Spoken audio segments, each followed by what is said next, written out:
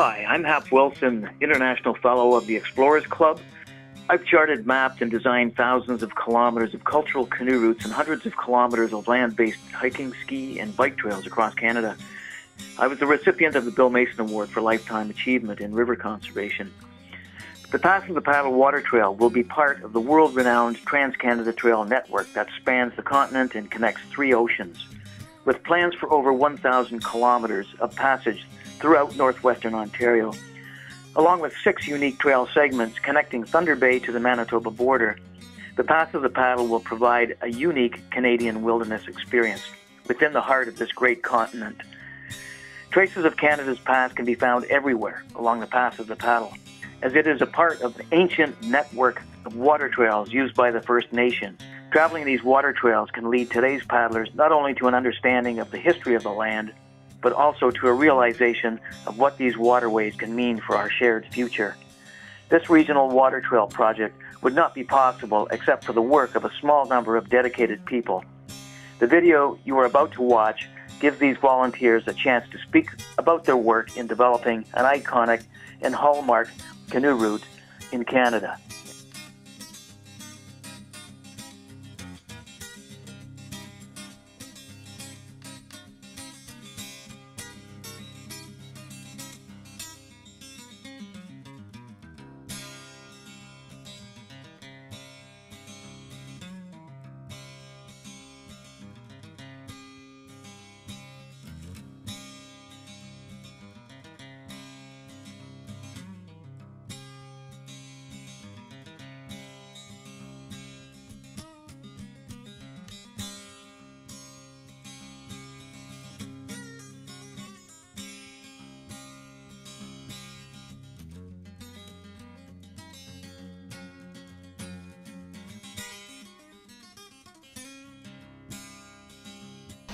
Okay, what is it that inspires you or motivates you to volunteer with Path of the Paddle Association and with your local trail group?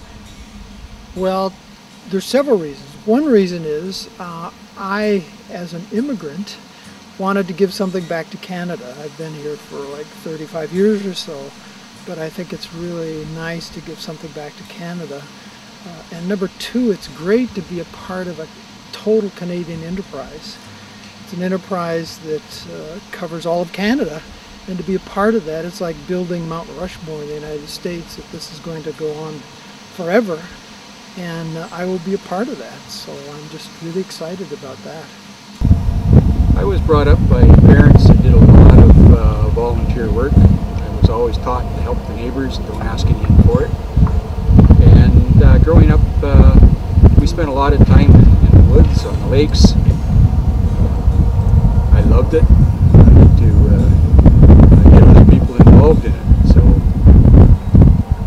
you go out, you do something, you end up with a product that the government can't afford to provide anymore.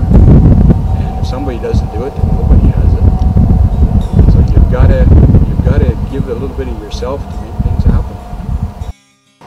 I was drawn to the project right away because I am a paddler. We do at least 1 canoe trip every year, and I'm very excited about the opportunity for us to share this beautiful area and this very special place with people who will be using the Trans-Canada Trail. I think the concept of the sea to sea to sea is a great centennial project, and I really like that sort of connection with the rest of Canada. I love the fact that it's a water trail. If you talk to anyone from our area, you'll find that there's a very close connection with people who live here, close connection to the land and to the water. And also, I like the concept of, we've talked about it sort of being beads on a necklace, but the idea that the project very simply connects the municipalities in the area, the First Nation communities, and also the parks, and then also that opportunity for other sort of people along the way. So I like the idea that it's a project that connects us to each other and also to our natural environment. Well, largely the organization that I'm employed with is very interested in encouraging tourism and tourism opportunities for business and recreation in the area. So the Path of the Paddle provides an extra alternative for tourism in this region. I find it's a very important project historically and culturally, not only because of my Métis background, but in terms of involving First Nations, Métis, all our multicultural aspects in terms of sharing our planet and our trail system and our wilderness with all Canadians. That's why it's so important to me to volunteer. Well, I've always been interested in the outdoors, and back in the 1990s did a lot of family canoe trips in northwestern Ontario and other parts of Canada. So when the Path of the Paddle opportunity came up in the local media, I came out to a meeting and I was interested in helping out in any way, cleaning out a portage or building stuff or checking out a route. So that was my initial contact with Path of the Paddle, just to come out and see if I could be helpful. Personally, what motivates me to work on the project, if I had to summarize it in one word, I would probably say adventure. Because I think it's really great that we are developing something that people can travel all through the country and see new things. And I understand we're going to be promoting it to other countries. I think that's wonderful. But I think as Canadians, for a lot of us, we don't even visit in our own backyards. So I think the Path of the Paddle is a wonderful opportunity for us to travel to the provinces and see this great country we have. Okay, can you tell me what type of work you do as a volunteer on the Regional Trail Committee for the Dryden area and Path of the Paddle? For the Regional Trail Committee, we're laying out trails, maintaining them, making sure that they're easily used, and keep them in good shape. We also do a little advertising of them to try and get people to use them, local people as well as tourists. We spend time organizing regular meetings. We have to deal with other government organizations, be it towns, cities. You have to deal with the Ministry of Transport anytime you're crossing a highway or a government road. And we have to deal with the M&R for work permits to clear portages and to set up any kind of campsites. Well, we provide meeting venues, we provide some back office services to the committee, and in other aspects we've provided some funding for signage.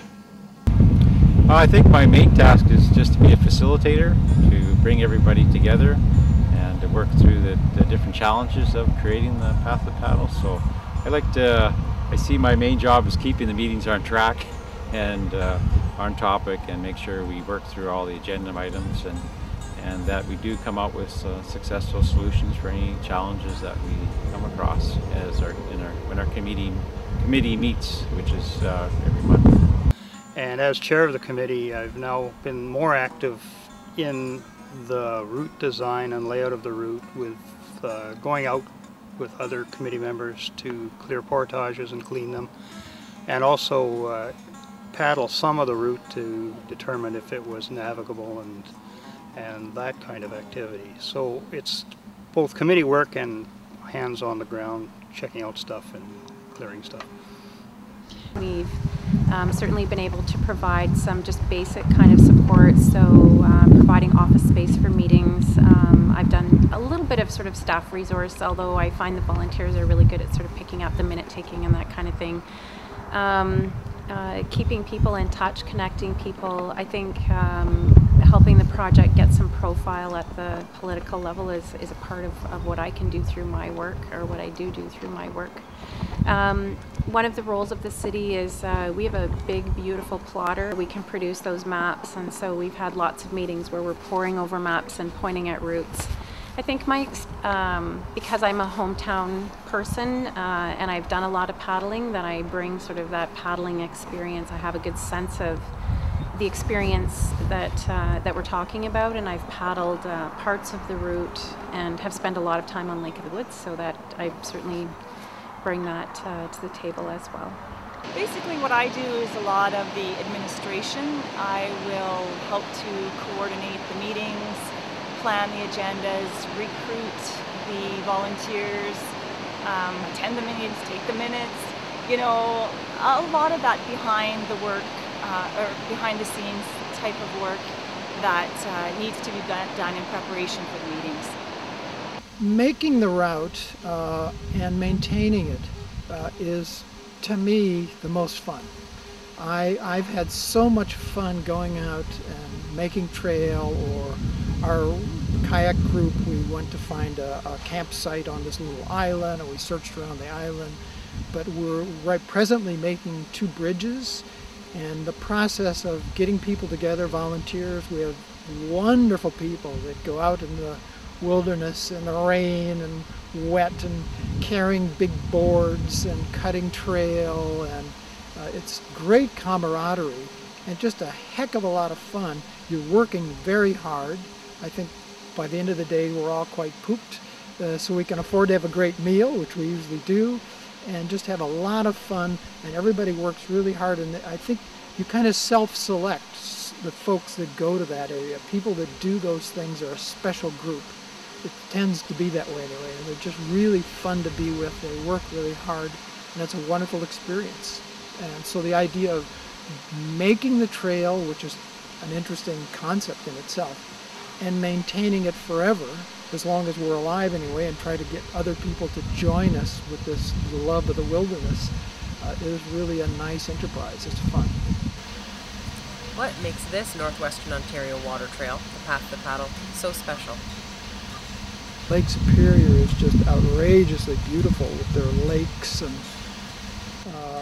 not the lakes, but the islands and the clear water and the beautiful sheer cliffs.